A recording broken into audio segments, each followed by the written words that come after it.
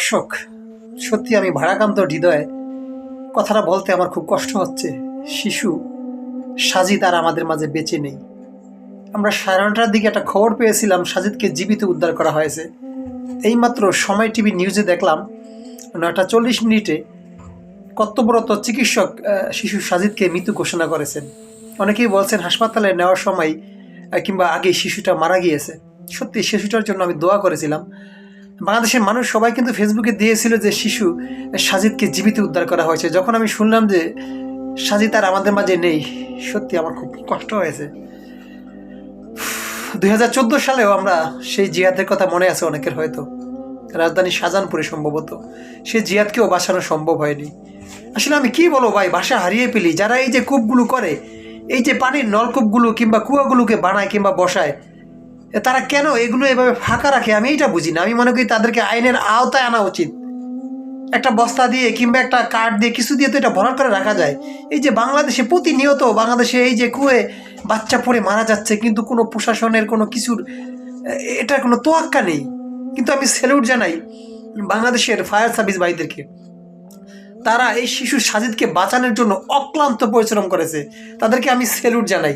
তাদেরকে আমি আমার হৃদয়ের অন্তঃস্থল থেকে ভালোবাসা জানাই। তাদের চেষ্টার কোনো কমতি ছিল না।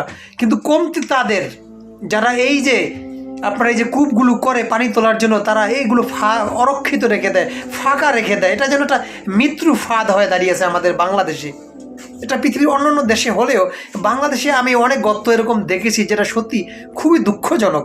আমি মনে করি এদেরকে আইনের আওতায় এনে যারা এই কাজগুলো করেছে তাদেরকে ফাঁসিয়ে দেওয়া উচিত। সত্যি দুঃখ লাগে সাজিদের জন্য, সত্যি আমার খুব মায়া হচ্ছে। আমি আজকে নামাজ পড়ে তার জন্য দোয়া করেছিলাম যে আল্লাহ আপনি ছেলেটাকে বাঁচিয়ে রাখুন। কিন্তু যখন শুনলাম সাজিদ আর আমাদের মাঝে নেই, সত্যি খুব খারাপ লেগেছে। আমি যখন সাজিদকে উদ্ধার করা হয়েছিল জীবিত, আমি একটা পোস্ট দিয়েছিলাম। আমি তখন একটা মাহফিলে ছিলাম মসজিদের ভিতরে, সেখান থেকে পোস্টটা করেছিলাম। বাসায় এসে আমি কেবল দেখলাম যে সাজিদ আর আমাদের মাঝে নেই।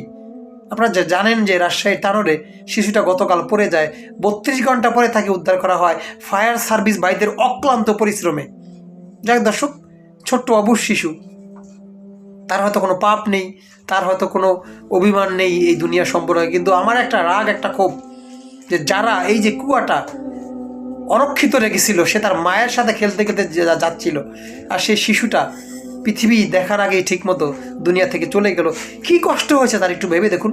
সে কুয়ার ভিতরে অক্সিজেনবিহীন একটা মানুষ, সে বাঁচার জন্য হয়তো চেষ্টা করেছিল। সে তার মাকে মা বা বলে ডেকেছিল, কিন্তু তার মা তাকে খুঁজে পায়নি, সে গর্তে পড়েছিল। আফসোস, আমরা কবে কবে এদেশের মানুষ সচেতন হবে? হে আল্লাহ, আপনি এদেশের মানুষদেরকে একটু বুঝবার তৌফিক দান করুন। হে আল্লাহ, আপনি এই ছেলেটাকে ভালো রাখিয়েন পরবারে।